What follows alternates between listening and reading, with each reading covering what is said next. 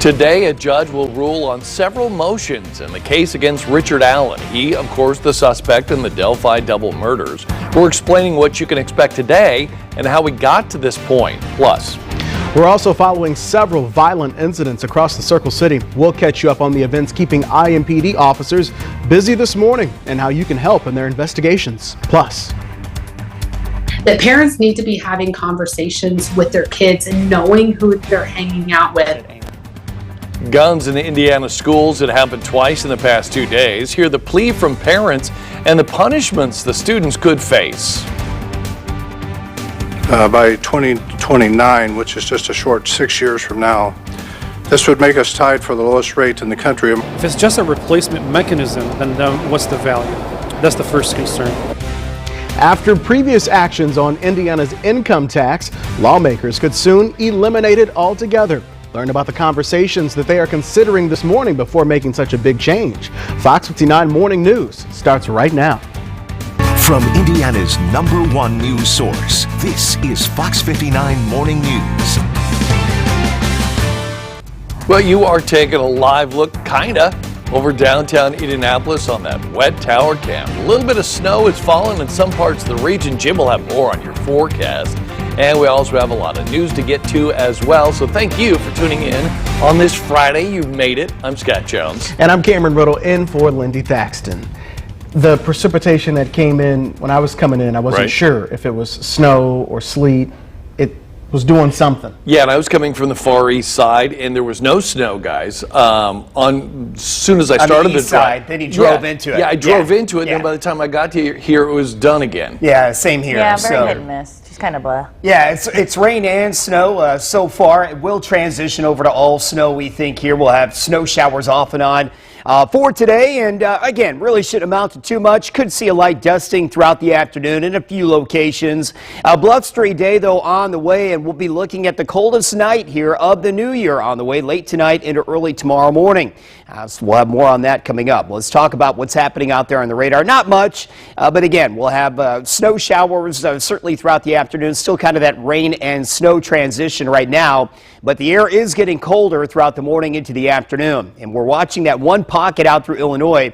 That will swing through central Indiana later on today. So with that, we'll have these snow chances certainly in the forecast throughout the afternoon. We're in the basically mid to lower 30s at this hour, so not below 32 degrees. So anything that falls right now will melt on contact. And as we look to our day planner, we're not going to move much temperature-wise, basically 35 for a high today. As we hang basically at 34 for most of the afternoon. Now, we'll talk more about the clearing skies later on tonight and break down your Saturday and Sunday coming up. Let's talk traffic now. That's got the latest. 4:03 on this finally Friday morning. Let's get you out the door this morning. We do have those wet roads, so I would recommend maybe a minute or two for that morning commute. Otherwise, traffic not having any issues this morning. 465 and Westfield Boulevard moving very smoothly out there this morning. Green speed sensors across the board. Interstates in and around Indianapolis moving smoothly this morning. Here's a look at I-70 a little closer to downtown towards that south split. Again, low congestion, very typical for the start of the 4 o'clock hour. If you're coming in from Fishers on 69 southbound from State Road 37 to 465, that average speed right now is coming in at roughly 71 miles an hour. And if you're coming up from Greenwood, looks like we do have a little bit of slowing here. 65 northbound from County Line Road, average speed currently sitting at about 10 miles an hour. In about 30 minutes, I'll have an update on our gas prices. All right, Beth. Today, a judge will hear multiple issues involving the Delphi case. A third discussion was added to the agenda this week. Judge Fran Gohl will consider the gag order, change of venue, and also now hear arguments over requests by Richard Allen's lawyers. According to a court order filed on the 9th, defense lawyers filed a discovery request asking for information like the names and addresses of potential witnesses the state may call. They also want things like phone records, photos, and the dates and times Richard Allen appeared in any police lineups. He was arrested late last year and charged with the 2017 murders of Abby Williams and Libby German in Delphi. We first heard from Allen's appointed defense in November. They told us they don't believe there is a case against Allen for murder. We don't know what other evidence is out there, but we're confident that whatever is out there is not going to be enough to show that our client did anything here. Allen's attorneys also requested a change of venue. They say because it's such a high-profile case, it will be hard to find a local jury with no connection. They want it 150 miles from Carroll County. But a former Marion County deputy prosecutor we spoke to says it may not be necessary to go so far. I mean, you could probably bring a case from Carroll County to Marion County, which isn't that far in distance, and have quite a few people in Marion County that simply don't watch the news, that know virtually nothing about the case. As far as the gag order goes, a temporary order has been in effect since December. Today, Judge Gohl could implement one barring anyone involved in the trial from talking about the case until it goes to trial. The request even includes family members. It's very interesting in this case because for basically 5 years, families, friends, townspeople, investigators, there's been this discourse with the media that's been pretty open. IU law professor Jody Madera says if Allen does not get a fair trial, everyone will have to go through the process all over again, which oftentimes is at great expense and causes emotional turmoil.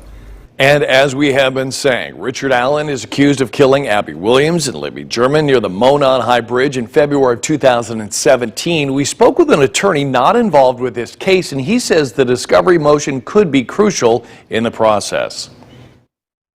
You have to see everything. You have to see the entire investigative file. You have to see every interview that was done. You have to see every lead, every other suspect. The prosecution agreed to most defense motions for information. However, they did not agree to hand over information on things like character witnesses and criminal histories. So how did we get to this point in what is now a years-long case? It all starts here on County Road 300 North between the two entrances of the Monon High Bridge Trail. Police say they saw a car resembling Richard Allen's drive past the day the girls went missing. Now to the Freedom Bridge. It is on the opposite end of the trail from the Monon High Bridge and near where court docs say Richard Allen said he parked his car the day the girls went missing. And next we go to the entrance of the Monon Trail across from Mears Farm. The two victims, Abby Williams and Libby German, were dropped off there at about 2 o'clock. The two girls started to walk down the trail to the Monon High Bridge. When they got there, they encountered another man. Investigators say this man was Richard Allen. Police say his description matches the man other witnesses saw that day. In an interview with police, Richard Allen says he walked back down to the trail to his car and left around 3:30 in the afternoon. Abby Williams and Libby German were found the next day. Court documents also saying that Richard Allen told police he did not see Abby and Libby on the trail. He also had no other explanation for why an unspent round from his gun was found between their bodies. He did say he had nothing to do with their murders. Again, today's hearing is set for 10 a.m. A separate bail hearing is scheduled for February 17th. We'll be live in Delphi starting at 5 this morning. Meanwhile, you can catch up on all of our coverage of this case by going to FOX59.com.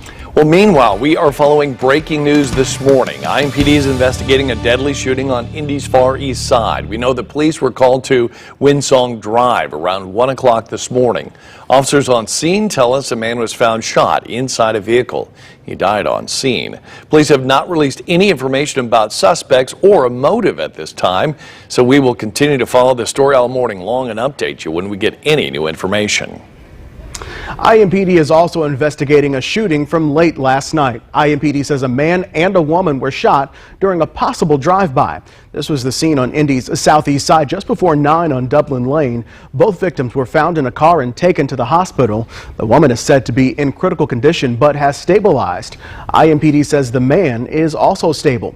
Bullets also hit a home, but no one was inside. Right now, police are looking for witnesses to try and piece together what happened. If you know anything about either shooting, you are asked to call Crime Stoppers. Their number is 317-262-TIPS. We have new data on how the country's finances are doing, especially in the face of inflation. The latest report came out showing some surprising signs for the American economy. We're breaking it all down and why it is signaling hope for some investors. And a special counsel is now investigating President Biden's handling of classified documents. The new information revealed about where these documents were found. And heading out the door right now, we're dealing with rain and a few pockets of snow showers out there. Roadways are fine, though. They're wet, but overall temperatures, again, above 32 degrees. We'll talk more about your Friday afternoon, a blustery day ahead, and more on that weekend forecast in just a few minutes. It's also Furry Friday. Today, we celebrate with Shadow and Sasha. His owners say they are sitting pretty watching the Fox 59 Morning News. I wonder which one's which, Cameron. I'm going to go with Sasha is the white one and Shadow would be the black one. Okay. Just a guess. Yeah. If you have a furry friend to share, just visit fox59.com and submit a picture of your pet with a caption for a chance to see him on the air. Or maybe it's backwards. Could be, could be.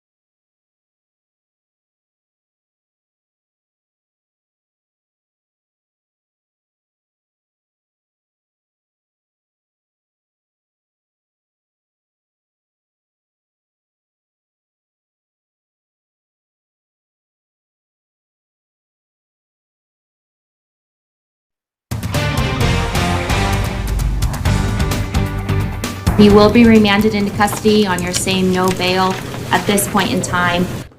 The man accused of killing 4 University of Idaho students was back in court for a status hearing. Brian Kohberger waived his right to a speedy preliminary hearing. He has not yet entered any pleas. Kohberger faces 4 charges of first-degree murder for the November stabbings. Court records show investigators used DNA evidence to tie him to the murders. A motive is still unclear. His preliminary hearing is scheduled for June.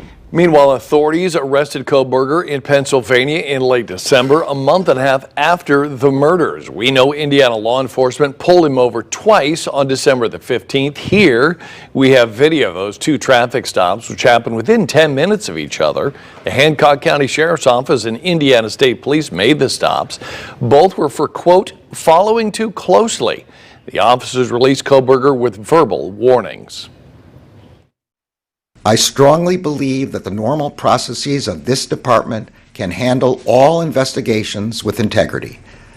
But under the regulations, the extraordinary circumstances here require the appointment of a special counsel for this matter. In Washington, D.C., a special counsel is now investigating whether President Biden broke the law by holding on to classified documents.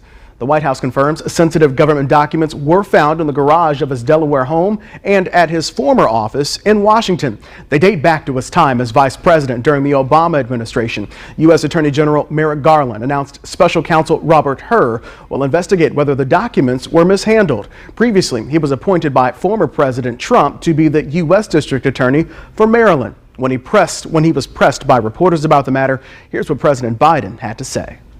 My Corvette's in a locked garage, okay? So it's not like you're sitting out in the street. People know I take classified documents and classified materials seriously.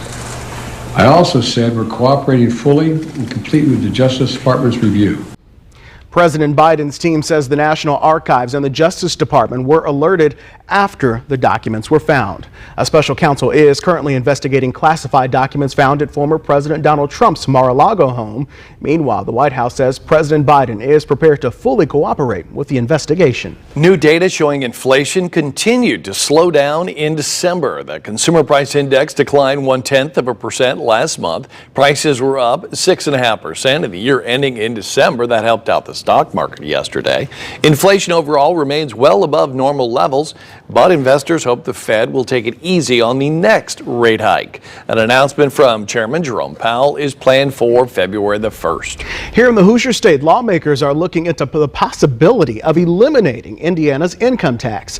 Senate Republicans want to create a commission that would study the feasibility of ending the tax. The commission would review all of Indiana's tax policies and issue a report with recommendations in about 2 years. Advocates say Indiana is in a good position financially to consider the idea, but Democrats worry it would lead to an increase in other taxes. We're looking for a transformational change and a thoughtful, holistic change in how we establish tax policy in the state. If you look at other states across the nation, those who eliminated their state income taxes, they had other replacement mechanisms.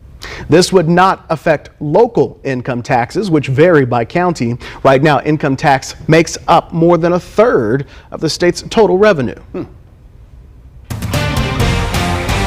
right, good Friday morning. We're at 4:17 and out the door right now. Cloudy skies, dealing with pockets of light rain and snow out there. Temperatures, again, are above freezing, so a lot of this is just melting on contact, and most of it actually falling in the form of rain. But we'll continue to monitor this throughout the morning into the afternoon. Looks like we'll keep passing snow showers in the forecast. Shouldn't really amount to too much for today, but a cloudy and colder day on the way. Had the rain yesterday and the mildness early on, but we had the falling temperatures yesterday afternoon and the gusty winds. So we'll continue to track the snow chances around the area for today, and that colder flow of air that's going to settle in here throughout the morning into the afternoon. Little wave dropping in here. That's kick-starting some of these snow showers, and as I mentioned, pockets of light rain. This disturbance is going to hang around here throughout the morning into the afternoon, so that'll keep the chances going. We're currently at 34 and a northwest wind at 14 miles an hour. That is adding to the wind chill.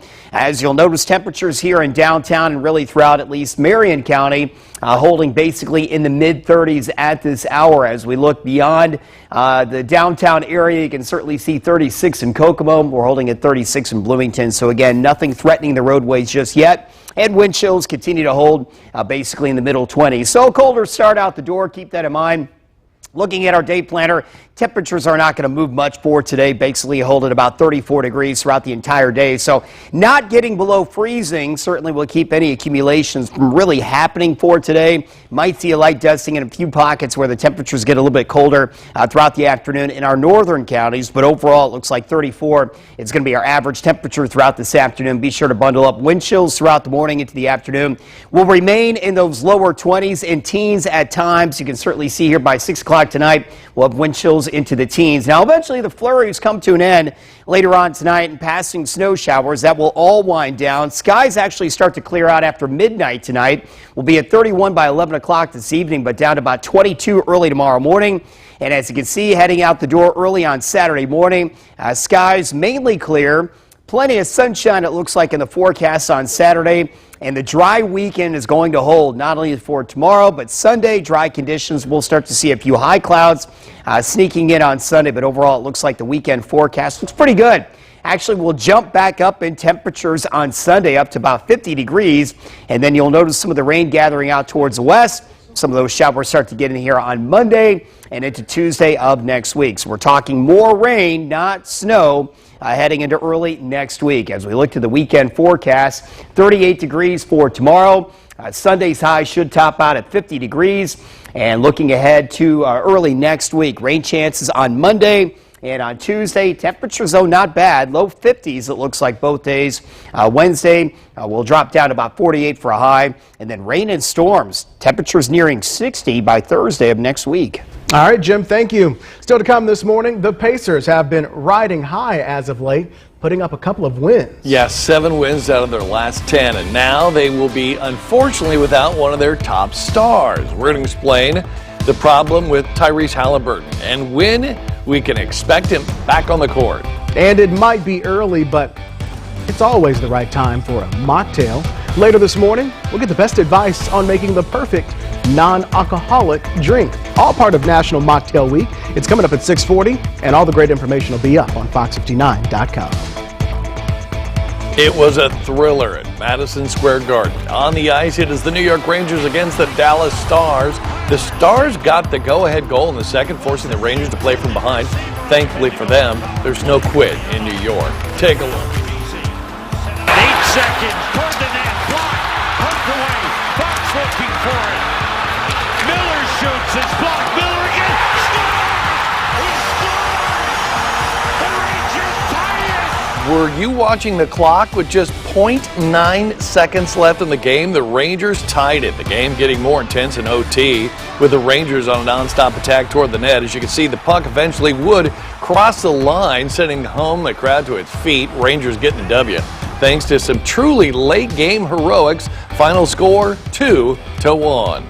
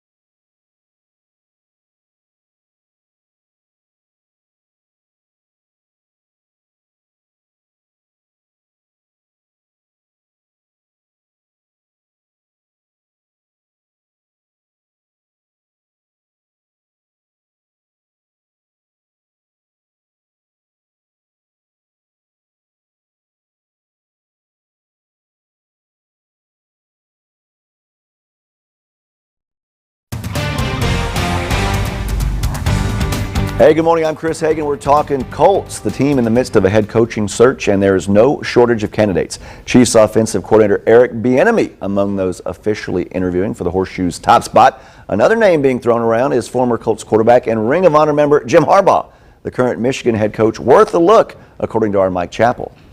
I think there will be contact.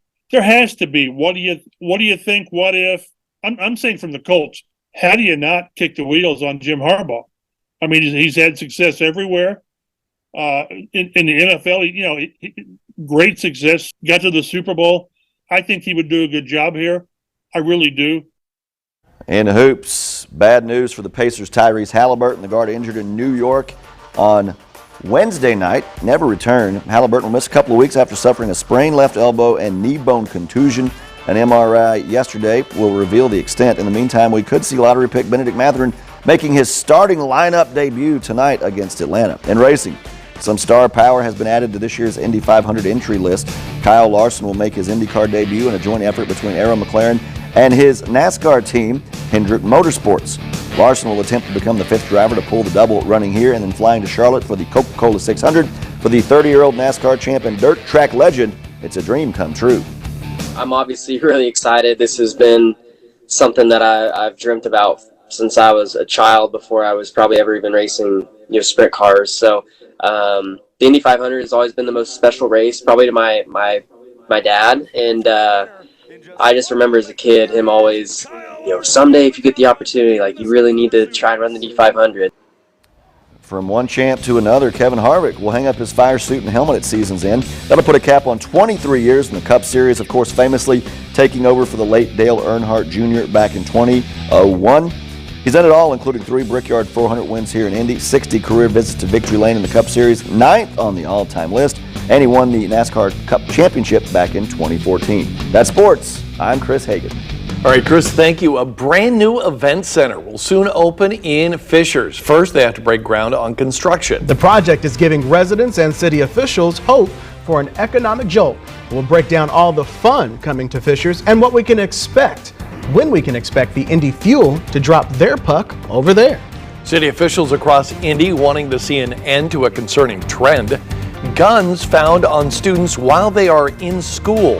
We're going to catch you up on 2 separate incidents this week and the answers many are demanding. All right, heading out the door, wet conditions out there, falling as rain and snow showers at this time, but melting on contact. We'll see plenty of that for today. But a cold and blustery afternoon shaping up. Highs today only in the middle 30s. Again, northwest winds at 12 to 18 miles an hour. We'll talk more about your forecast later on tonight, and a look ahead to that weekend forecast here in the next 30 minutes.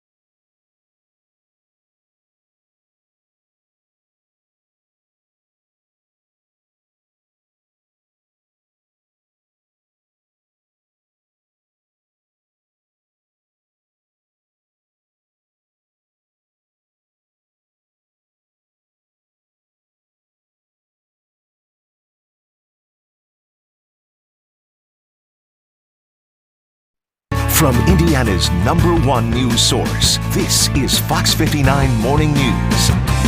like a lot of times you just feel like an officer is looking down on you. We want them to know how it feels and the stress that they're under. Marion County Sheriff's deputies and community members are switching places. We'll explain the goal of this first-of-its-kind event for the department and those wanting more info on traffic stops. Braving the Arctic for some groundbreaking discoveries. We'll tell you about the group of scientists mapping out a history of Earth's climate led by a Purdue professor. And how about a little update on Britt? She's going to be back next week, Monday to be exact. She's basically here on Monday, and then she'll actually do traffic on Tuesday. We're also excited for her to return to the studio. We've been showing you updates after she gave birth to two beautiful twins. She probably maybe needs a little break too herself. Moms do. We're excited for your return, Britt. I don't know if you're watching at 4:30 in the morning. Probably. Oh, maybe. Maybe up. But a Could be pre-welcome feed-in back. Underway. She may be up, but not watching this. Yeah. So back on Monday, on air Tuesday. Yeah, okay. there you go. Exactly. All right. Thrilled. I know. Thrilled. I was going to say. I love seeing you Yeah. guys in the morning, but I Yeah. look forward to a normal sleep schedule. And your normal job of being a meteorologist. Right. Right. Normal, Understandable. normal days, no more back and forth. I bet you have a new respect for her traffic and all the stuff that they do. Like, I'm good. Yeah, and, I did it. I'm and done. Chris had knee surgery. Chris Right. Wright, he's back Right. on Yes. TBS 4. So the whole staff finally We are healed all now, here. up and running. And we're always here. Oh, it seems like it. Oh, sure. All right, 4:31, guys. We let's, never leave, even if you want us to. Let's take a look at what's happening for today, what to expect. We'll be tracking rain showers and snow showers, but predominantly snow showers throughout the afternoon as that colder air continues to work in. Can see a light dusting at best, maybe in a few locations, but temperatures are just too warm, so a lot of what is falling now is melting on contact. Now, it will be a blustery day. Keep that in mind. And the coldest night of the new year on the way late tonight, early tomorrow morning, as we'll dip down into the lower 20s. There is the latest now on the radar. Not much out there, but we'll continue to watch that wave out through Illinois. And some of that is going to swing into Indiana, it looks like, throughout the afternoon and into the evening. Some lake effect snows kicking up as well up in northern Indiana. We're in the mid-30s now to lower 30s. 34 here at the studio. The same out at the airport. 35 in Beech Grove. And our day planner, temperatures not moving throughout the day. Look for temperatures basically at about 34 degrees throughout the entire afternoon. We'll talk more about later on tonight if you got Friday night plans, and then look ahead to your Saturday and Sunday coming up. Beth, over to you. 4:32 on this Friday morning. Let's get you out the door. We do have one crash now. This is on I-70 on the southwest side of town. I-70 near Sam Jones Expressway there. You can see we do have one vehicle and a couple of cop cars there this morning. That 465 loop looks good. There's this accident on I-70, I-70 eastbound near Sam Jones Expressway. Right now that left lane is blocked. Obviously it's still pretty early. We have that low congestion, so traffic not too much of an issue this morning. Here's a look at I-70 closer towards that south split. Traffic there again flowing smoothly this morning, still with that low congestion. If you're coming in on I-69 from Fishers heading towards 465, your average speed's coming in at 70 miles an hour. Some good news is that earlier congestion on 65 northbound from County Line Road to 465, that has since cleared, so that average speed now coming in at roughly 61 miles an hour. Let's take a look at those gas prices this morning. According to AAA, the average price in Indiana is sitting at $3.28 a gallon. It's a 6-cent jump from yesterday. It's actually just a penny lower than the national average, currently sitting at $3.29. Here are some local prices from Gas Buddy this morning. The lowest price is again in Franklin. The Meijer on North Morton Street and Commerce Drive has gas at $2.98. In Greenfield, the Circle K on North State Street and Mackenzie Road has gas for $3.02. And in Indy, the Marathon on Shelby Street and East Palmer Street has gas sitting at $3.04. Hey, sir, my name is Ardell. I'm with the police department. Yeah, you're watching a simulation of a traffic stop. Marion County Sheriff's deputies and community members switched places, all to see what it's like on the other side of law enforcement, as best as they can do that. This was a first-of-its-kind event for the department. They called it Through My Eyes. As Fox 59's Eric Graves shows us, the goal is to learn what can be done to make traffic stops easier and safer for everyone. Before activating your... Thursday, community members met with law enforcement for an honest conversation on traffic stops and the anxieties around them. That's what you're hearing. The main thing is for everybody to be able to do things that will alleviate the stress between both sides. Reggie Roney is a chief deputy with the Marion County Sheriff's Office. He says the sheriff came up with this idea and has worked with the Interdenominational Ministerial Alliance of Greater Indianapolis and Martin University to set up this conversation and exercise. What should I do? We're going to have the officers sitting in the car, and we're going to try to generate the same stress level that they would have if they're an ordinary citizen being stopped by a police officer. First, though, the night started with the sheriff's office walking the community members through what officers are thinking about when they're making a traffic stop. The officer doesn't know what they're walking up to at the door. Nobody hates bad cops more than good cops. Nobody. Michael Mitchell, a former officer and professor of criminal justice at Martin University, was also there to conduct surveys and see what the public thinks during traffic stops. When you're pulling over, like a lot of times you just feel like an officer is looking down on you. Ardell Bell is one of the community members participating in the exercise. He wants officers to know the fear he feels when getting pulled over and hopes to figure out ways to make the situation easier. How do we break the ice? Because if I'm getting pulled over, I'm uncertain too. Decision to get out. So Bell switched places with the officer and conducted the traffic stop. The reason why I stopped you is because you got to tail light this out. While the officer waits in the car. We want them to know how it feels and the stress that they're under. You know what you got to do. Thank you so very much. In Indianapolis, Eric Graves, Fox 59 News. Organizers say they want this to be the start of more events and more community conversations. A dangerous trend across the Circle City. Multiple students have been detained for bringing guns to school over the last 2 days. First, on Wednesday, police say a 13-year-old boy brought a pistol to Franklin Central Junior High. It was in his backpack. Then on Thursday, 2 students were detained after school officials found a gun at Decatur Middle School. Franklin Central Junior High's handbook stating that students must be expelled for at least 1 year if this happens. For Decatur Middle School, the rules state a student may be suspended or permanently expelled. We spoke with a school resource officer who says parents and guardians have a responsibility to keep guns away from kids. Whenever these incidents happen, more often than not, they come from the home in which they live or someone very close in the family. So it's not like most of these incidents, they're going out here to get guns. She went on to say that children are struggling with social emotional intelligence following the pandemic, a lot of them. She adds it all makes communication between parents and kids even more important. Well, take a look at this. A team of all-female researchers from Purdue University recently went to Antarctica. It's to get a better picture of the history of the Earth's climate. Marissa Tremblay is an assistant professor of Earth and Atmospheric and Planetary Science. She led the team down that way. She says the university says she pioneered a new way of analyzing to gauge the different temperatures they experience over time. Tremblay says her team can now look further and go back in time and check out history to see what the ice allows. The idea is to determine what the Earth's weather was like about 3 million years ago. This is the last time in Earth's history that we had carbon dioxide concentrations in the atmosphere that are similar to today. And so it's a really good time period to look at in terms of thinking about ongoing climate change and sort of where our planet is headed in the coming decades to centuries. The group sampled rocks in one of the driest and most remote places of Antarctica. There actually isn't any ice there, which is news to me. It's all a lie. Everything I taught has been a lie, Scott. The samples are being sent back to a lab at Purdue, where Tremblay's team will conduct further research. Yeah, much of it is dry. I did not know that. Yeah, imagine the meteorologists back in the day, 3 million years ago. You got winds out of the west and a chance of a volcano erupting. And how would they have delivered that? By rocks. By rocks. Yeah, That's chiseling into them. A major expansion is coming closer to reality in Fishers. Crews will soon break ground on a new event center and arena. A lot of things are coming to fruition. A lot of hard work, a lot of big decisions that were made over the last decade are now coming to bear, and I think it's really exciting for the city. The way city officials hope it will become a new hotspot for shopping and entertainment. And you will not want to miss this after getting beaten last week in an arm wrestling contest. That being our producer, Tyrone, wants another piece of me. Different arm this time.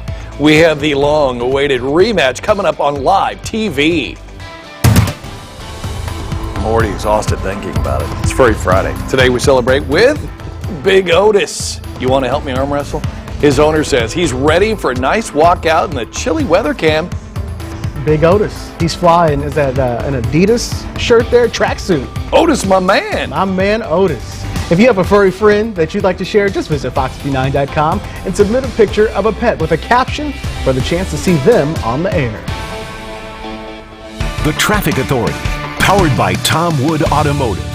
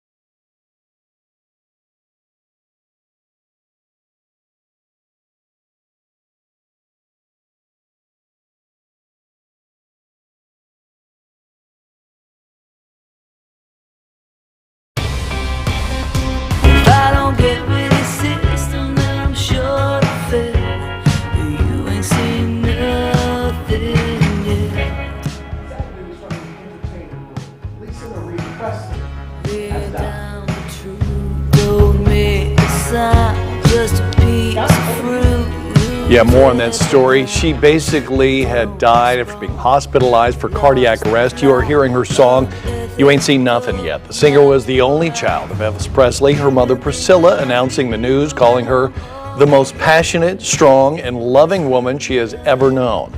Presley was most recently at the Golden Globe Awards to celebrate the recent movie named after her father. Cameron? Well, the city of Fishers and Indy Fuel will soon break ground on a new event center and arena. It's part of a $550 billion expansion known as the Fishers District. The site is located just east of I-69 between 106th and 116th Streets. The Indy Fuel will be the anchor of the event space. There will be seats for 7,000 fans, including suites outside of the arena. There'll be luxury apartments, multifamily homes, and office space. It's part of an over $1 billion investment by the city. All of that's part of creating a place that's just really, really dynamic and an exciting place to call home. I think our participation will increase. There's no question that Fishers is a very vibrant community. And the city will officially break ground on the project in March. The first Fuel games at the new arena are expected to be played in the fall of 2024.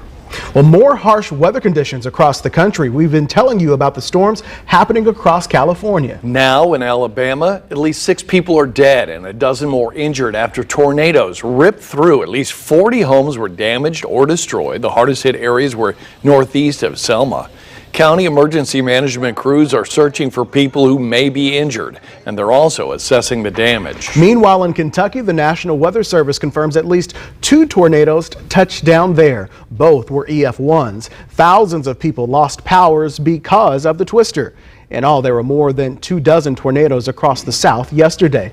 Jim, there's a lot happening, and we got a little action in our forecast here this morning. Yeah, we do. We have rain and certainly snow showers out there right now, guys. A blustery day ahead. We talked about that severe weather yesterday morning, actually, in Kentucky, as they had multiple severe thunderstorm warnings with wind damage and large size hail. You can see the tornado reports, those icons down through Alabama, very active across the deep south yesterday, from Alabama all the way out through Georgia as well. You can see south of Atlanta had reports of tornadoes as well. So an active day there yesterday, much calmer, but the cleanup begins in sections of Alabama later on today, guys, and also up through the Tennessee Valley, where we had reports of tree damage from Kentucky all the way into central Tennessee. Here at home, we had the rain and thunderstorms yesterday morning, mainly lightning, and then we had kind of those windy conditions yesterday afternoon. Well, it's going to be another blustery day. I don't think the wind's as strong for today, but certainly the chill is there, and we're dealing with, as I mentioned, pockets of really snow and rain showers at this time. Not going to amount to much for today, but certainly a sign that colder air is working in here, and we have additional flurries and snow showers back out towards the west, and there is a little wave swinging through Illinois. Some of that energy is going to drop into Indiana as well. That will keep at least the snow shower chances around for today and into the early evening. So just plan on kind of a winter day here, considering the mildness that we've had the past several days here across the Ohio Valley. Outside right now, still tracking flurries out at the airport and a northwest wind at 14 miles an hour. The real important thing today is our temperature. We're at 34 degrees and likely to hold into those mid to lower 30s throughout the afternoon. So any snow showers that are around will likely melt on contact, at least on roadways. So we're not worried about any true, real slick spots, it looks like, throughout the day, as temperatures are in the 30s now, wind chills are in the 20s out the door. As we look to our day planner, we'll have snow showers off and on throughout the morning and afternoon, as temperatures basically hold right around 34 degrees. So overall, roadways should be manageable. Wind chills today in the teens and 20s at times on through the morning and into the afternoon, as we'll have that northwest wind at 12 to 18 miles an hour. So a cloudy day, a damp day, certainly a cold afternoon with these wind chills around. Do keep that in mind. Heavy coats certainly needed heading out the door. We'll begin to dry out later on tonight, and skies actually begin to clear a little bit late tonight, and we're looking at temperatures down to about 22 degrees early tomorrow morning. Now, we are back to, it looks like, sunshine tomorrow. Should be a bright day on Saturday. The winds start to lay down as well, so a really good Saturday here shaping up. In fact, the entire weekend looks great, as we'll enjoy additional sunshine on Sunday. Now, I know it's showing a few clouds here. These are high, thin cirrus clouds, so we should have plenty of sunshine both days, Saturday and Sunday. But clouds start to gather, and rain chances start to rise here on Monday and into Tuesday of next week. So we'll be tracking more rain, not snow, it looks like, heading into early next week as temperatures stay mild here for the month of January. Temperatures on Monday and Tuesday in the 50s, 48 for a high, it looks like, on Wednesday. We're back to rain and thunderstorms actually by Thursday of next week. Beth? 4:48 on this finally Friday morning. Let's get a check of your traffic really fast. We've got I-70 westbound. This is where we do have this one accident that has the left lane blocked closer to that Sam Jones Expressway. Again, I-70 eastbound near Sam Jones Expressway, with it still being early in the morning. Traffic not entirely backed up just yet. The rest of that 465 loop looks good. Interstates in and around the Circle City also looking good this morning. Here's another look. I-70 closer to that south split near I-65. You can see traffic there also flowing very smoothly. No issues out there this morning. Ladies and gentlemen, are you ready for a rematch? Last week, Scott cheated in an arm wrestling contest. You know, he wanted to use his little left hand. No surprise to anyone. But in his post-game comments, he did challenge me to another round.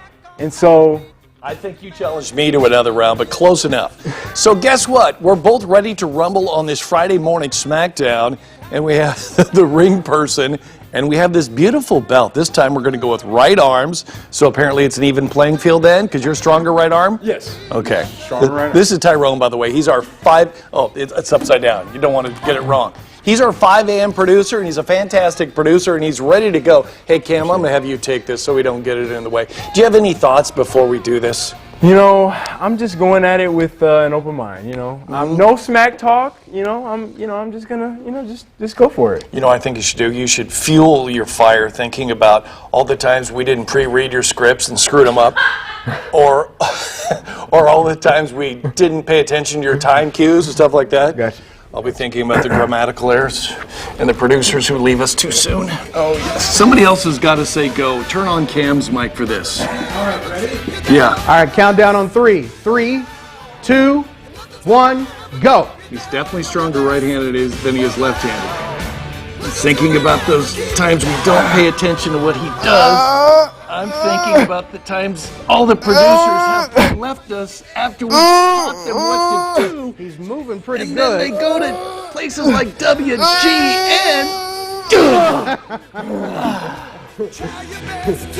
Congratulations, Scott Jones, winner 2-0. Much stronger right-handed. You are correct. Well done, Tyrone. Don't leave us. All right, Scott, I will come back to...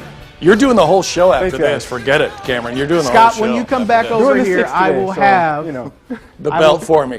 I will have the belt for you. All right, you read the T's. All right, now put this here at your desk. It is yours. Two-time champion. Thank you. Still to come this morning, from one victory to another. This time, a cultural festival. Partiers around the world are getting ready for the Lunar New Year. We'll show you the ornate animals that will soon be on display for all to see in Indonesia. That and much more when we go around the world.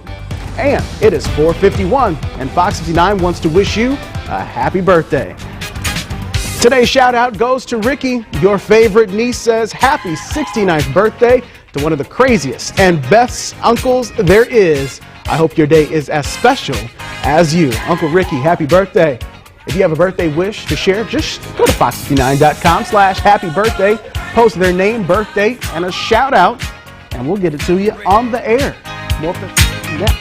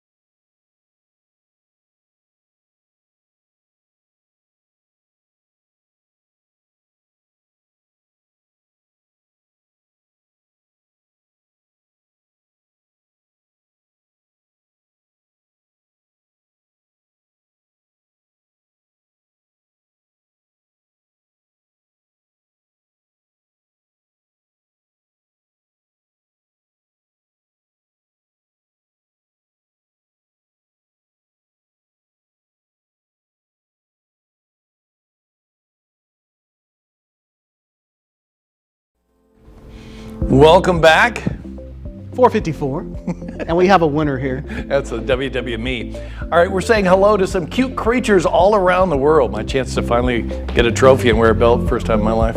First time we go down to Brazil for this one. That is where thousands of baby turtles are hatching from their eggs and going to move around the local beaches. Take a look. Some of the little guys, they're actually called the giant South American river turtle. This is specifically in the western Amazon basin, where about 80,000 female turtles lay their their eggs back in September. Eventually, after getting some stretches in on the beach, the babies will then head to the Amazon to learn how to swim. So many of them. All right, now to some festive preparations in Indonesia. The country is getting ready for its annual festival to celebrate Lunar New Year. Let's go ahead and see some of the ornate displays that will be on hand. They are fresh off the production line, and performers are practicing for the big night. That's it? There will also be plenty of dancers and walking dragons. Dragon dances, there you go, starting to get a little better. They've been indispensable to the Lunar New Year festival since ancient times. It symbolizes wisdom, power, and wealth. I'm gonna do a little shaking. This year, the holiday falls on January the 22nd. Okay, they're getting better as we go. All right, finally to a surprising find in Israel. Customs officials in the country's large airport are taken aback by what they found in a snack bag. Take a look. Officers opening up a package for inspection found a snake inside, and that's not all. They also found inside the foil was a baby lizard. Officials say the man wrapped the animals in tinfoil and put them in a lunchbox to disguise them as a snack. In all, 2 snakes and 3 lizards were hidden inside of that plastic container. He now faces 2 years in prison. They weren't very big, though. I look a lot more manly holding it this way. You like that better? The WD guys do it like this. Yeah, there you go. Now you're a winner. How does it feel?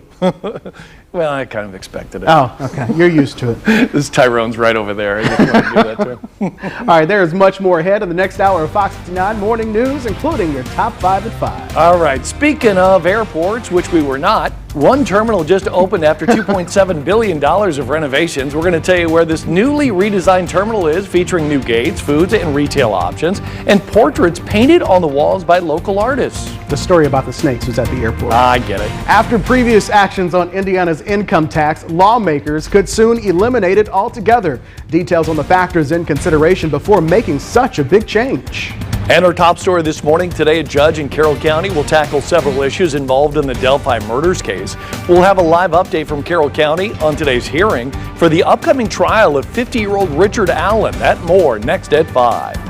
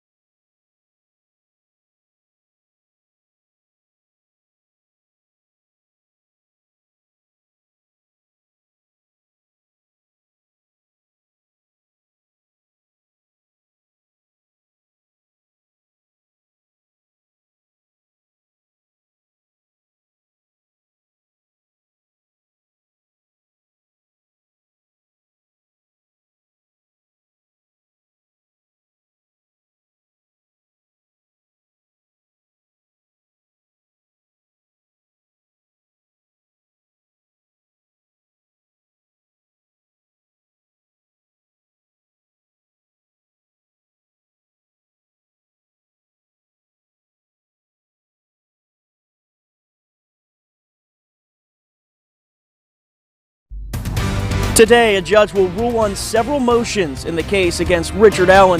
He's the suspect in the Delphi double murders. We're explaining what you can expect today and how we got to this point. That's all coming up.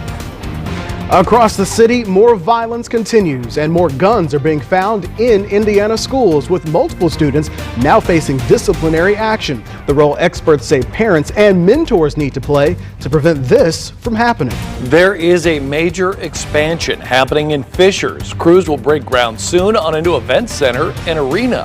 The way city officials hope it will become a new hotspot for shopping and entertainment. Plus, it is time to get this party started.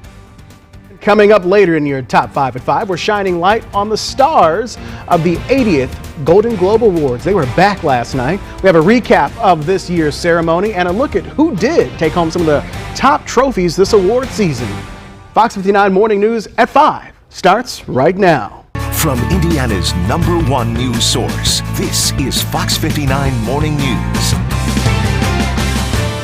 5 o'clock, and we are still learning more about the deadly and destructive series of storms to the south, including several tornadoes. Many communities across Kentucky, Mississippi, Georgia, and Alabama were impacted yesterday. We'll have more details coming up later on this hour. We're taking a look at the weather radar right here at home. With snow in the forecast, Indy road crews are working hard to make sure this morning's commute is safe. 60 drivers with the Department of Public Works are scheduled to be on the roads right now and will work a 12-hour shift for the next 24 hours.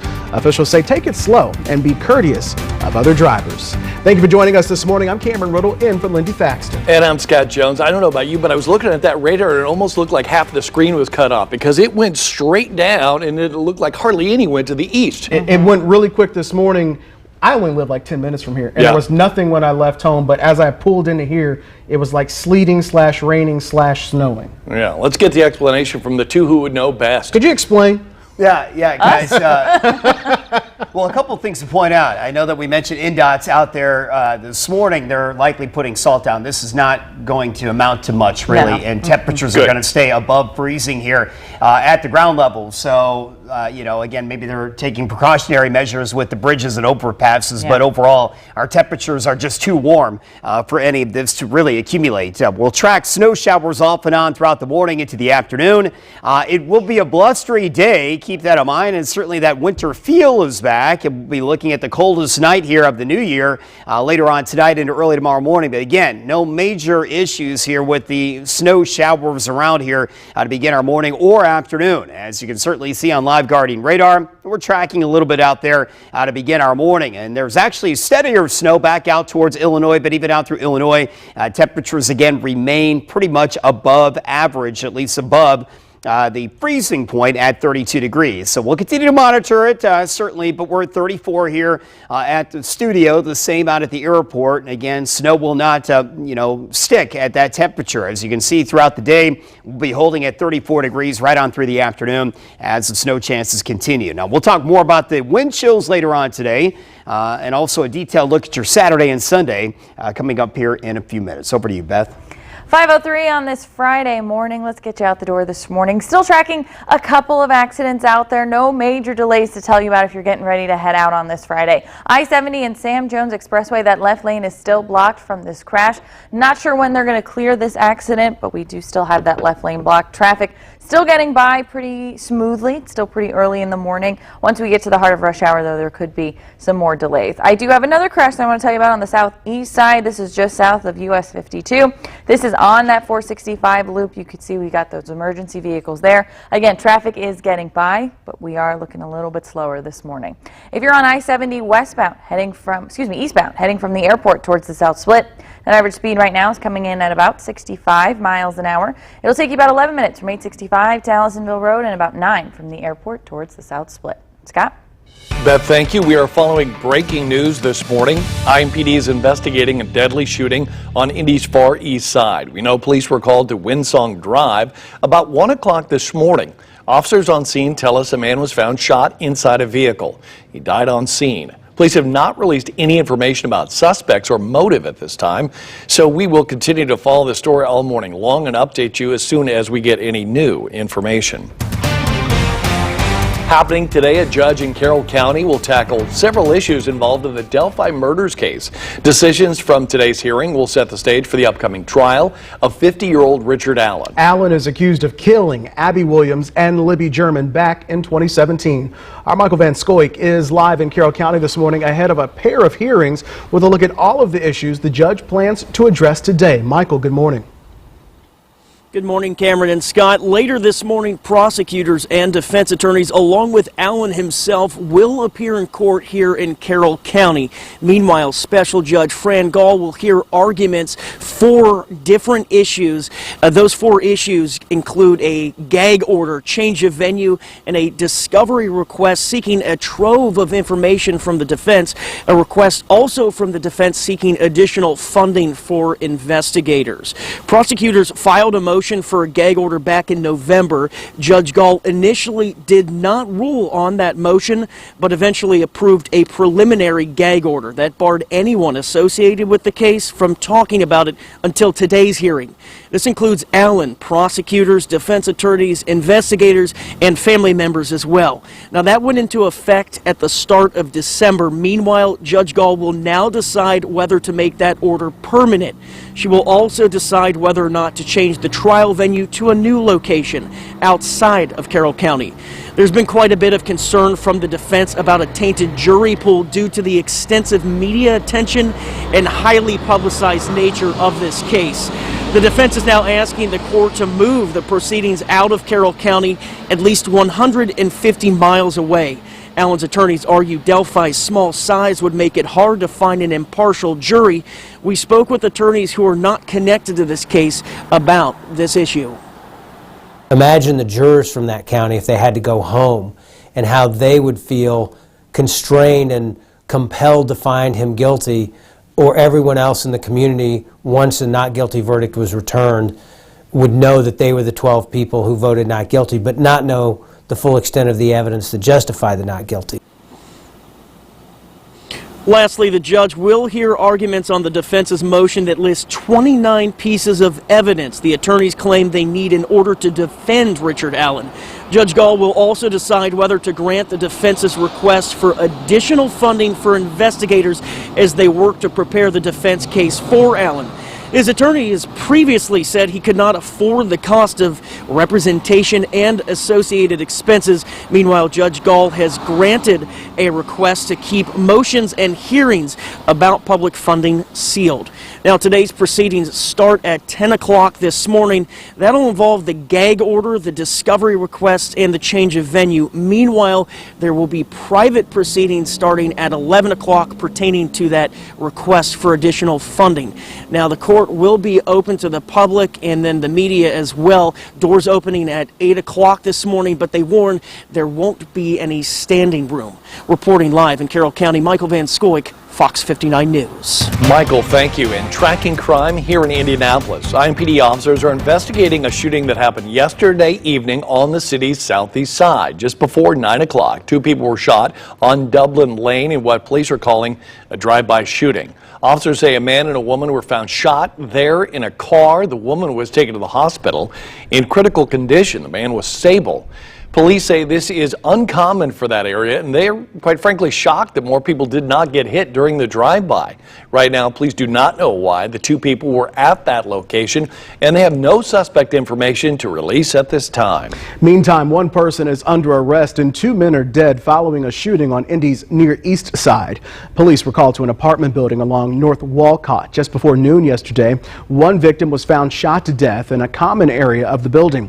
A second victim was located inside an adjacent apartment. The motive for the double homicide remains unclear, but neighbors hope police are able to find justice.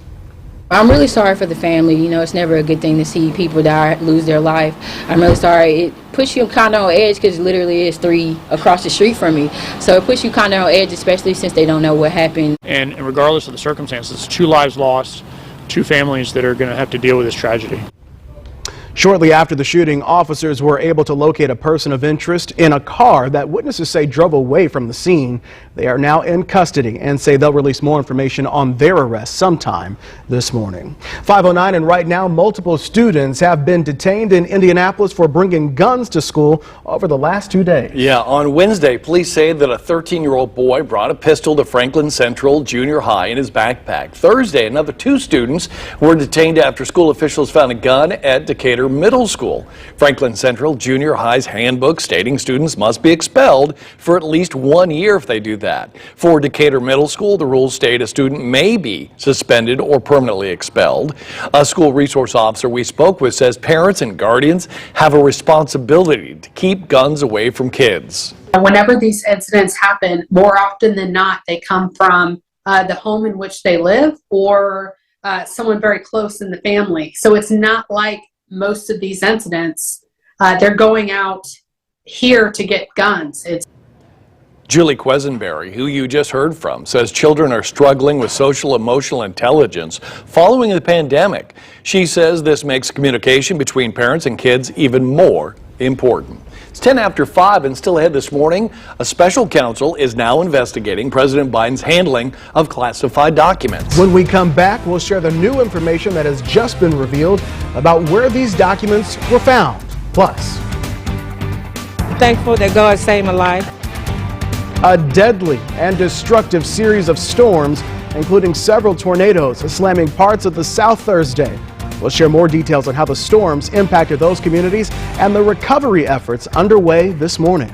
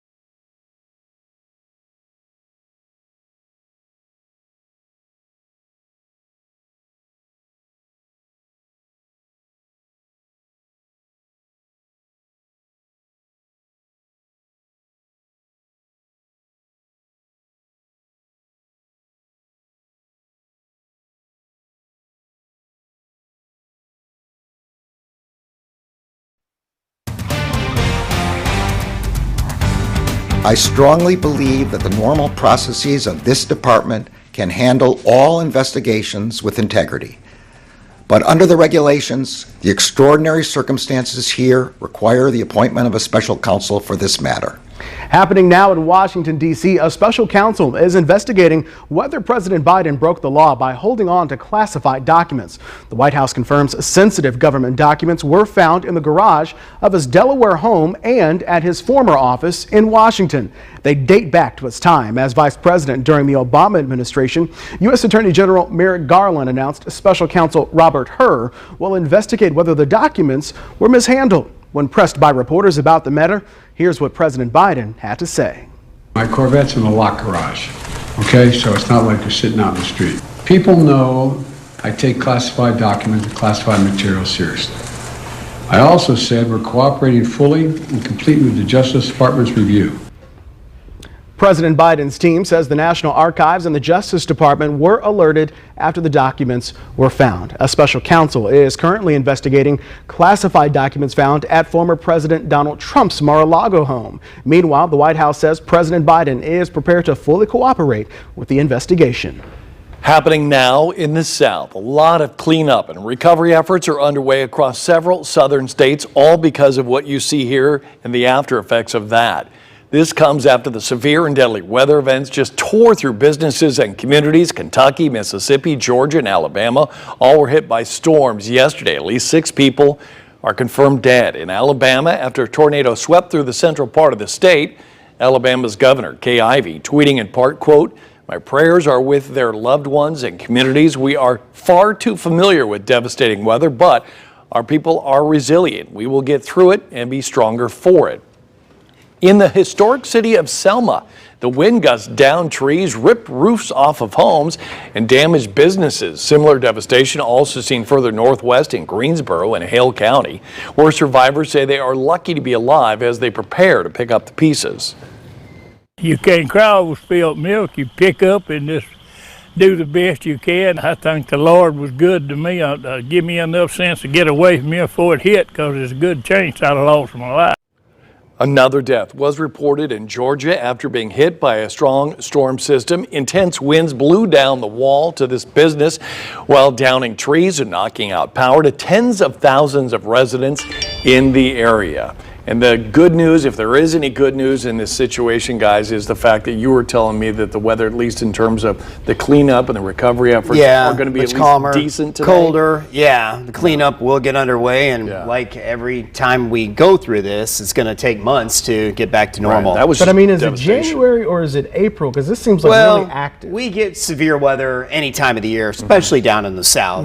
It's a little unusual, but you know, it seems like it happens every year that we get tornadoes in December or January, even February. It's just the right setup. You know, as mild as it's been here, it's even warmer down towards the south, and that helps kind of set things up for that type of situation. You can see how active it was, and actually yesterday morning we had a severe thunderstorm warning in southeastern Indiana, but you can see where the real damage was throughout Kentucky. We had multiple severe thunderstorm warnings at this time yesterday morning, just one state to the south down through Kentucky, and then of course we had the tornadoes developing across Alabama and then working through Georgia. You can see those icons right there, multiple icons in Alabama. Wind damage and large-sized hail reported out through Kentucky and out through the Tennessee Valley. All that now has drifted off towards the east, and so things are settling down. Looks like through Mississippi, Alabama, Georgia for later on today. Here at home, we're dealing with rain and snow showers at this time. Pockets of them out there, and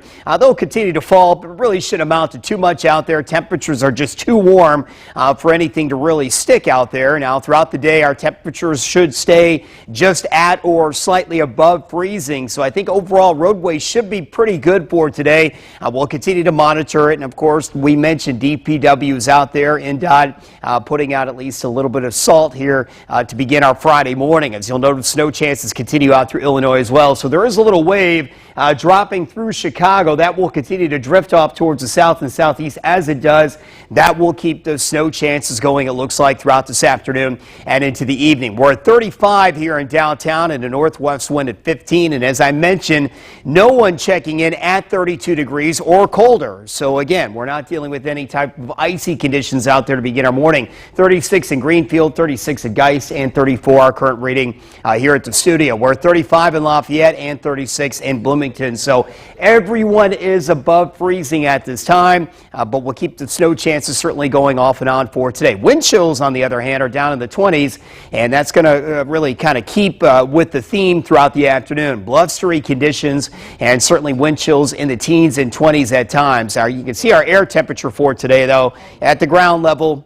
Temperatures basically holding at 34 degrees all day long. So teens and 20s, that's the wind chills, though, throughout the morning and into the afternoon. You can certainly see even at 7 o'clock tonight feeling like the upper teens. Skies do begin to clear out later on tonight after midnight, but even through the evening we'll keep a flurry chance going. So if we're going to have any road issues, it would be here between about 7 o'clock and 11 o'clock this evening as temperatures do dip down below 32 degrees. I think we start out early tomorrow morning in the middle to lower 20s, certainly the coldest start here so far for the new year, but a lot of sunshine back in the forecast tomorrow, and we'll keep that theme going, it looks like, on Sunday. We'll start to see some high clouds increasing, looks like by Sunday morning into Sunday afternoon, but overall the weekend looks really good. Rain chances do start to go up on Monday and Tuesday of next week. So here's your weekend forecast.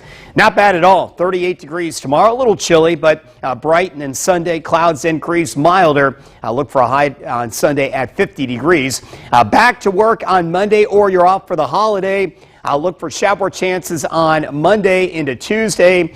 Temperatures stay mild. Rain and thunderstorms. Rain could be quite heavy by Thursday of next week. Beth, over to you. Jim, thank you. 5:20 on this Friday morning. Out the door this morning, still keeping an eye on 2 accidents. I-70 and Sam Jones Expressway has that left lane blocked still. Still keeping an eye on that one crash there on I-70 eastbound out towards the airport. The rest of that 465 loop looks good. Still keeping an eye on this one crash as well on the southeast side. This is near US 52. That left lane is blocked because of a crash there as well. Kind of hard to see. You got those police lights there. Kind of hard to see the actual crash behind that sign. This is the best camera view that we have. Again, 465 near Brookville Road. If you're coming in on the southwest side on I-70 eastbound heading towards the South Split, your average speed's coming in at about 68 miles an hour. It'll take you 10 minutes from 865 to Allisonville Road on 465 eastbound, 9 minutes from the airport towards the South Split on 70 eastbound, and 9 minutes from 465 to Meridian Street on 65 southbound. Those average speeds coming in between 65 and 70 miles an hour. Some good news is no major delays out at the Indianapolis airport. Cameron? All right, Beth. Let me get some of that there, Scott. Did you really? Still to come this morning, we are sharing some of our top trending stories. One of those stories includes plans for a couple of theme parks. Universal Parks and Resorts is the place to visit, they say. We're going to show you plans for that and more coming up in your Top 5 at 5.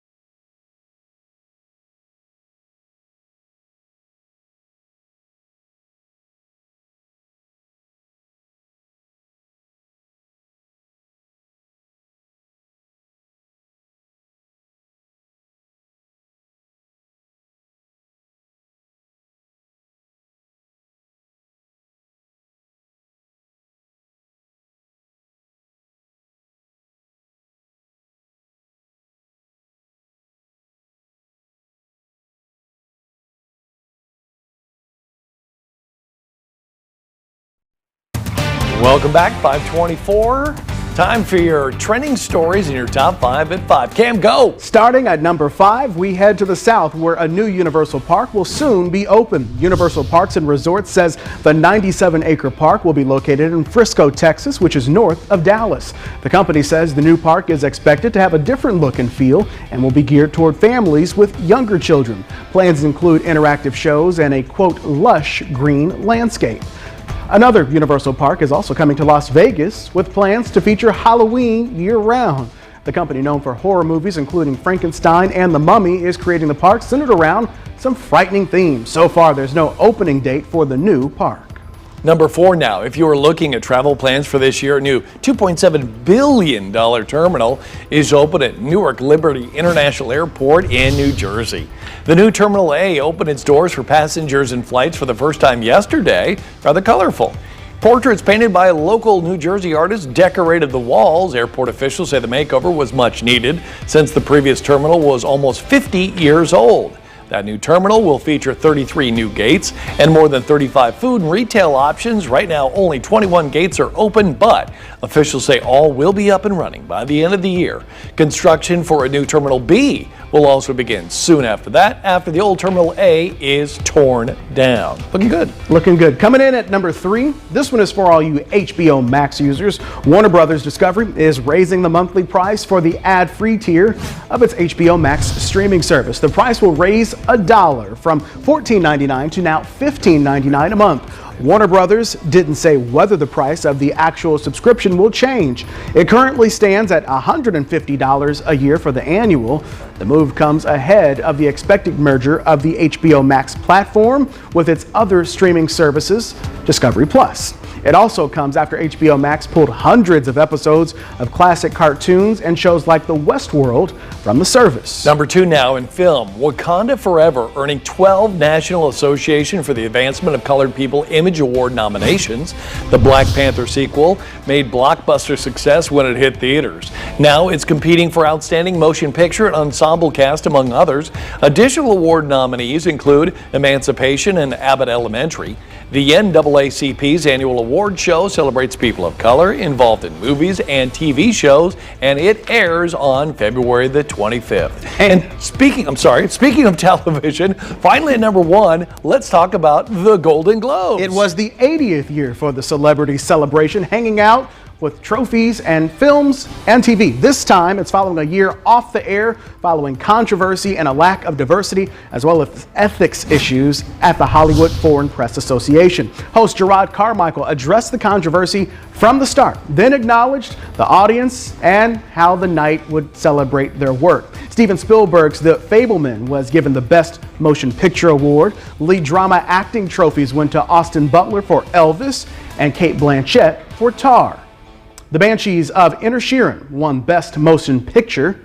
Another big win was for the great Angela Bassett, winning Best Supporting Actress for Black Panther Wakanda Forever, and it is the first Marvel Cinematic Universe movie to win at the show. And small screen stars with big wins include the cast of comedy Abbott Elementary, drama House of the Dragon, and Cicely the Mystery White Lotus. Quite the night in entertainment. And still ahead in the next half hour, Indiana lawmakers could soon decide to eliminate the state income tax. More on the factors they would consider before making such a big change.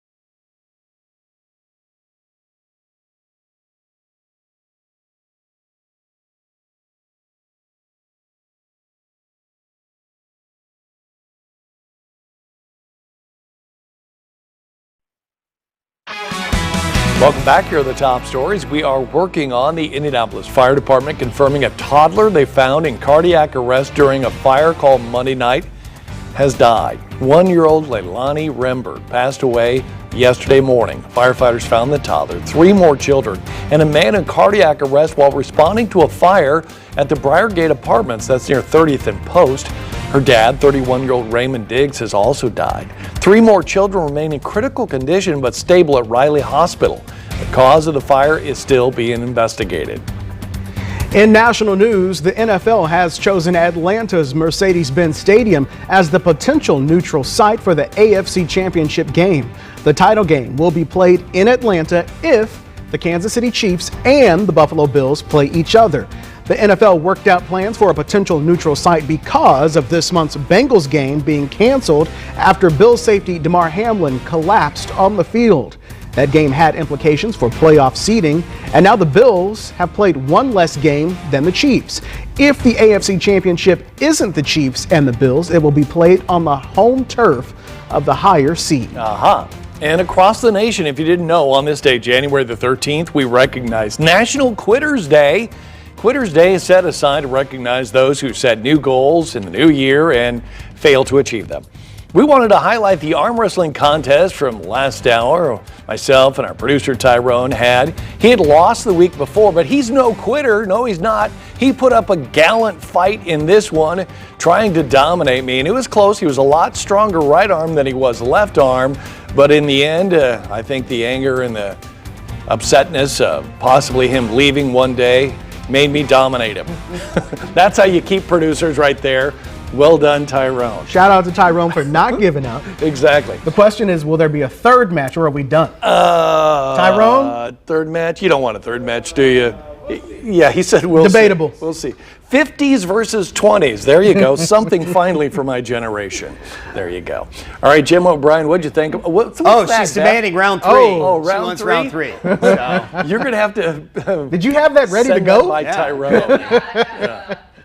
1, 2, 3, and potentially 4. Potentially, okay. Way to play it. So. Jim, you're next. Yes. You already beat me one time, Scott. No, I mean Jim and Tyrone. Oh, there we go. Yeah. All right, we'll see how that goes. Losers bracket. All right, 5:33, guys. Hey, tracking a few snow showers out there. A blustery day as well. Coldest night of the new year on the way, as we'll dip down into the 20s, low 20s here later on tonight. Now, we have light rain out there and flurries and pockets of snow showers as well, but road temperatures remain above 32 degrees. So, again, roads are wet or damp, in some spots dry altogether, and we continue to track those snow showers moving through. As you can see, we're nowhere near 32 degrees here or below 32 in any spots. 34 here at the studio, 35 out at the airport. It will stay cold throughout the afternoon, holding at about 34 degrees.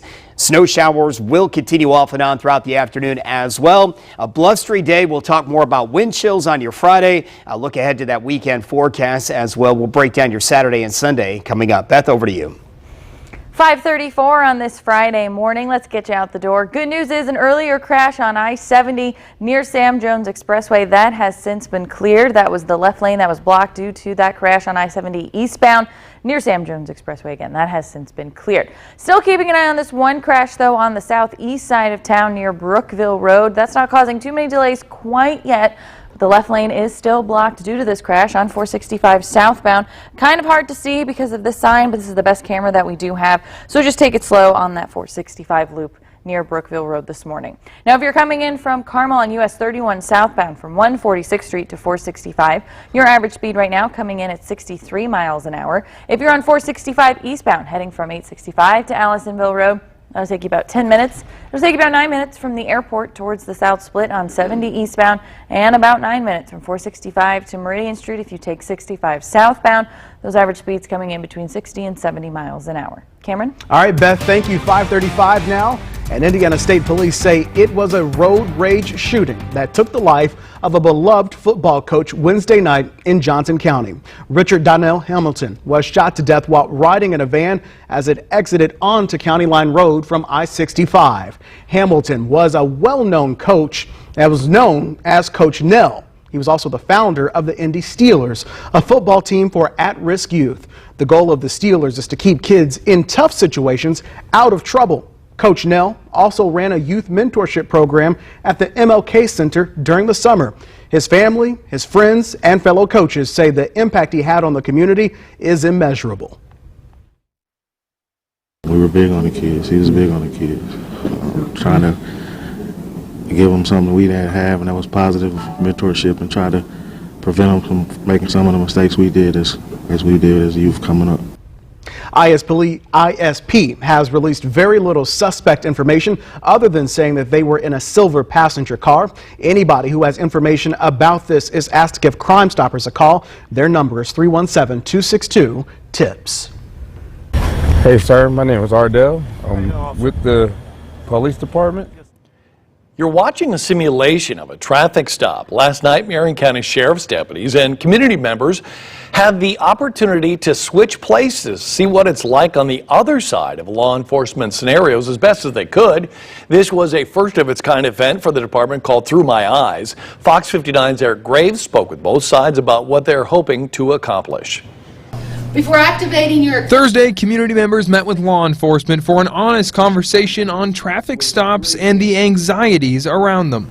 That's what you're hearing. The main thing is for everybody to be able to do things that will alleviate the stress between both sides. Reggie Roney is a chief deputy with the Marion County Sheriff's Office. He says the sheriff came up with this idea and has worked with the Interdenominational Ministerial Alliance of Greater Indianapolis and Martin University to set up this conversation and exercise. What should I do? We're going to have the officers sitting in the car, and we're going to try to generate the same stress level that they would have if they're an ordinary citizen being stopped by a police officer. First, though, the night started with the sheriff's office walking the community members through what officers are thinking about when they're making a traffic stop. The officer doesn't know what they're walking up to at the door.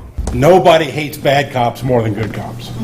Nobody. Michael Mitchell, a former officer and professor of criminal justice at Martin University, was also there to conduct surveys and see what the public thinks during traffic stops. When you're pulling over, like a lot of times you just feel like an officer is looking down on you. Ardell Bell is one of the community members participating in the exercise. He wants officers to know the fear he feels when getting pulled over and hopes to figure out ways to make the situation easier. How do we break the ice?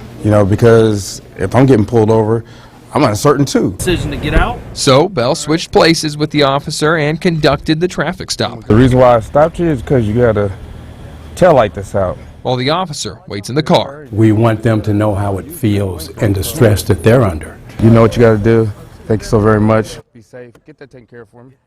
All right, the Sheriff's Office and Lionel Rush, the president of the Interdenominational Ministerial Alliance of Greater Indianapolis, wants this to just be the start of more events and more conversations. Happening now, Indiana could someday eliminate its state income tax. At least it's an idea some state lawmakers want to take a closer look at. Indiana Senate Republicans want to create a commission that would study the feasibility of ending the state income tax. The commission would review all of Indiana's tax policies and issue a report recommendation in about 2 years. Advocates say Indiana is in a good position financially so that they can consider the idea, but Democrats worry it would lead to an increase in other taxes. This would not affect local income taxes, which vary by county. All right, happening in the city of Fishers, a groundbreaking event is in the works for a new event center and arena, all as part of an expansion known as Fishers District. It's located just east of I-69 between 106th and 116th Streets, and the Indy Fuel will be the anchor of the event space. There will be seats for 7,000 fans, including suites. Outside of the arena, the expansion includes luxury apartments, multifamily homes, and office space. It is part of a broader $1.1 billion economic and entertainment investment by the city. The city will break ground in March. The first Fuel games at the new arena are expected to be played in the fall of 2024. Inflation showing signs of slowing in December, but some consumer prices, they remain high. Coming up after the break, the latest numbers for consumers are the daily needs like food, rent, and cars.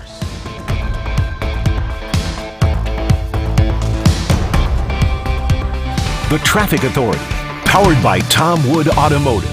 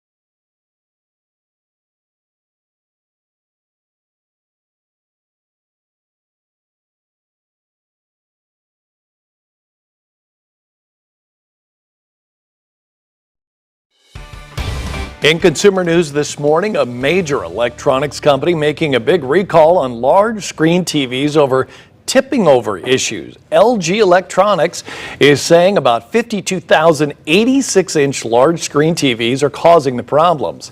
The TVs pose a risk of injury or even death, they say, if it falls on somebody.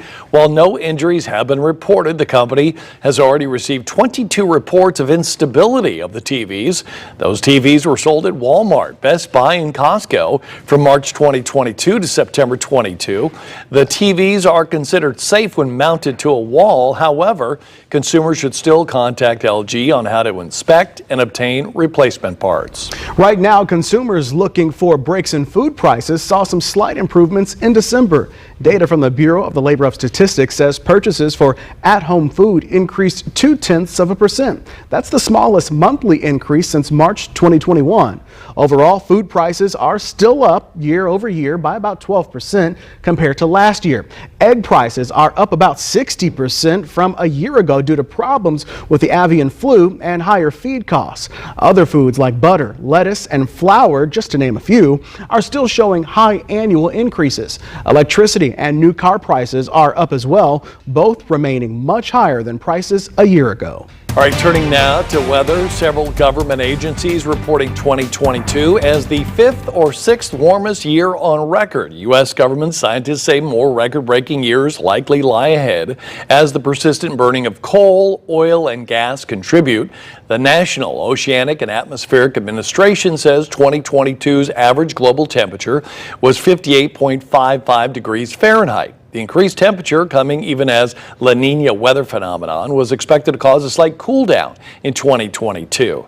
The administration scientists are especially concerned that the past 8 years have been more than 1.8 degrees warmer than pre-industrial times. One thing I do notice, I don't have to shovel the driveway hardly at all for snow. That's a positive. I'm disappointed. If it's That I don't have to shovel it? Well, that there's no snow. Oh, yeah. I like snow. Yeah. Well, I like it too, except on my driveway and on the roads. I'm also slightly concerned that it's January and yesterday or the day before and have a coat on. That's true. Right, that's true. Yeah, the sunshine certainly helped. But I mean, we weren't breaking any records, at least not this week, in the terms of afternoon highs. I kind of like seeing the rain too. Yeah, but things could change, and they should. I mean, indications are right now February it's going to get much colder here around the area, but January's off to an incredibly warm start, guys.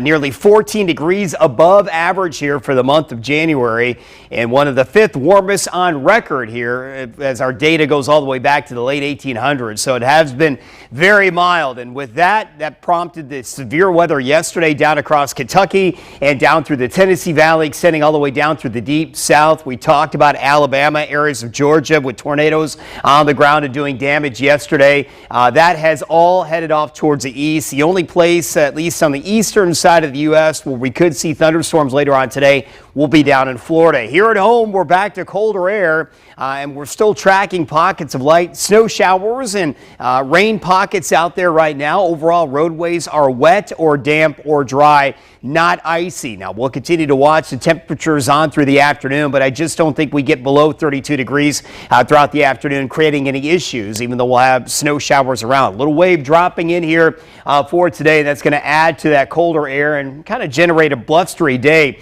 Northwest winds at 12 to 18 miles an hour. You're going to feel that throughout the day and into tonight. Looking live outside, northwest wind already at 14 miles an hour. We're holding at 34 degrees, and it'll be a common temperature really throughout the entire afternoon and into the early evening. 34 out at the airport, 34 in Beech Grove. So we're too warm for any of that flurry activity or pockets of light snow to stick on the ground, at least in the short term. I think maybe a better chance by late afternoon into the early evening. We may start to slide down below 32 degrees. If we're going to have any slick conditions out there in the terms of icy patches, it would be for this evening.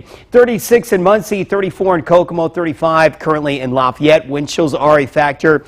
Feels like the mid-20s here at this time. As we look to our day planner, cloudy skies, passing snow showers off and on throughout the day. But as you'll notice, our temperature holding steady right around 34 degrees, so be sure to bundle up. Wind chills today, 20s and teens at times as the winds start to pick up. As you'll notice, wind chills here by 7 o'clock tonight could be down into that teen range here, 18 in Kokomo. By 7:30 tonight could feel like 19 in Muncie and 19 down in Bloomington. Looking ahead to tonight, drier air begins to punch in, mainly after midnight though, and our temperatures start to slide down. I think we get down into the lower 20s early tomorrow morning.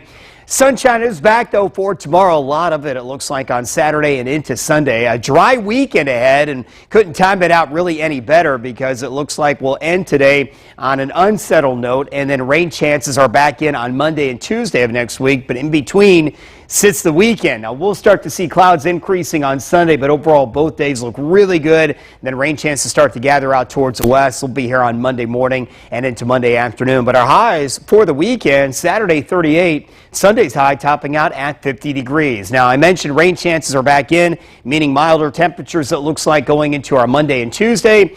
Wednesday a high at 48, and Thursday up to near 60 here with rain and thunderstorms in the forecast. I think once we get beyond the 7 days, Beth, we'll start to see our pattern really begin to change here late January and into February with the better chances, snow chances here, certainly in central Indiana. Hey, Jim, thank you. 5:49 on this Friday morning. Let's get you out the door this morning. Here's a look at 465 and Ditch Road on the north side. Some traffic there. Again, some higher congestion, very typical for this time of the morning hours, and that's part of town. The 465 loop looks good. Still keeping an eye on this one accident. This is the left lane that's blocked on 465 southbound near Brookville Road. Actually looks like that scene has cleared, so that's some good news there. We are accident-free right now this morning. If you're coming in from Carmel on US 31 southbound from 146th Street to 465, your average speed right now is coming in at 63 miles an hour. Here are some drive times to get you out the door. 10 minutes from 865 to Allisonville Road, 9 minutes from the airport towards the South Split. Cameron? All right, thank you, Beth. Still ahead this morning, we're filling you in on your Fox 59 day planner and some of the events happening this weekend. That plus one adopted four-legged friend is going to the Puppy Bowl. We're going to share his story from Denver. And coming up new at 6, a new spin on a staple Apple product may be in production now. And just in time, as consumers could see a new screen MacBook laptop soon to be released.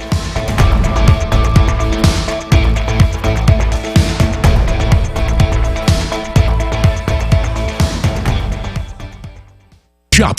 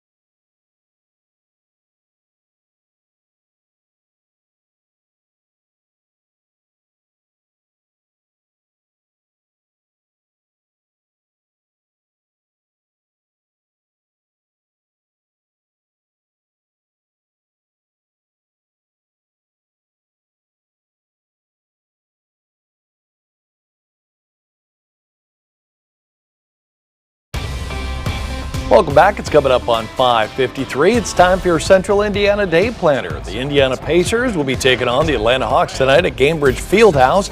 That game tips off at 7:30. You can get tickets for that on Ticketmaster or at the door starting as low as $8 in Cameron. Right now, the Pacers tied for 5th in the East. Not bad. All right, Scott, happening at the State Fairgrounds. It is the last week for the 54th annual RV Expo.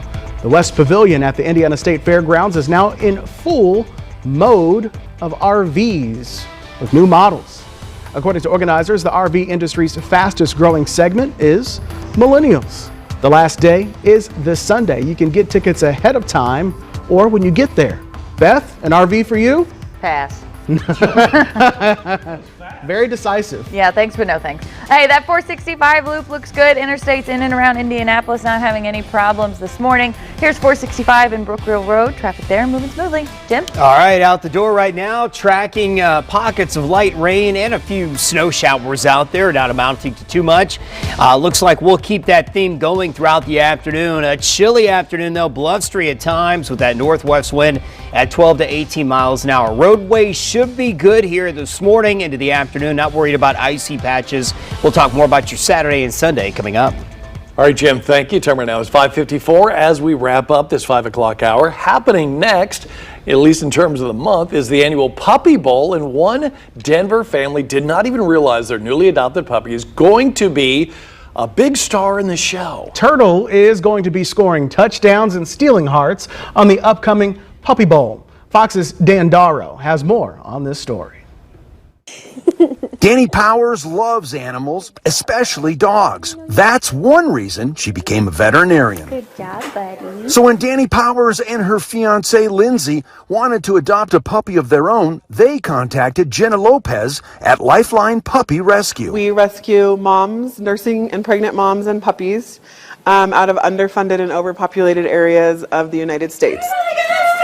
Danny and Lindsay chose Turtle, a 6-month-old pit bull mixed breed. Well, I've always wanted a blue nose kitty. Just look at the nose. It's adorable. As Danny, Lindsay, and Turtle started their life together, little did they know Turtle would be a star, seen by millions on the animal planet. Before Turtle was adopted, Lifeline Puppy Rescue submitted Turtle's and another puppy's pics for consideration. Because we're looking for an MVP. We submitted their photos as puppies to Animal Planet, and they got selected because they're just very unique looking, great personalities, well-rounded dogs. Animal Planet's Puppy Bowl is pre-taped and already in the can. But for Danny and Lindsay, it doesn't matter to them if Team Rough or Team Tough wins, because they know Turtle is a winner. Dan DeRue, Fox 31. You can catch the Puppy Bowl airing Sunday, February the 12th at 2 p.m. on Animal Planet. Meantime, here at home, if you want to adopt a furry friend, our featured pet of the week is Atlas. He's a shy but sweet 2-year-old pup weighing about 75 pounds and is ready to find a loving and patient family who will give him a forever home. Look at that face. If you're interested in adopting Atlas, who holds up the world, by the way, adoptions are always free at Indy Animal Care Services.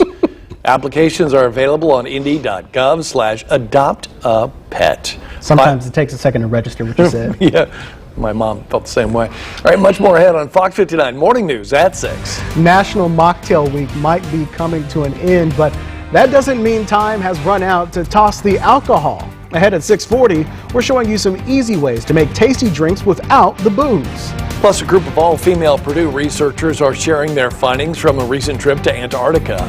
The rocks, they say, they are using to analyze the Earth's climate change and history. And several issues set to be tackled in Delphi as a judge weighs whether to keep a current gag order in place and change venue. It all could happen today. It's following the double murder case that we've been covering for months. We'll be headed there live with what you can expect next.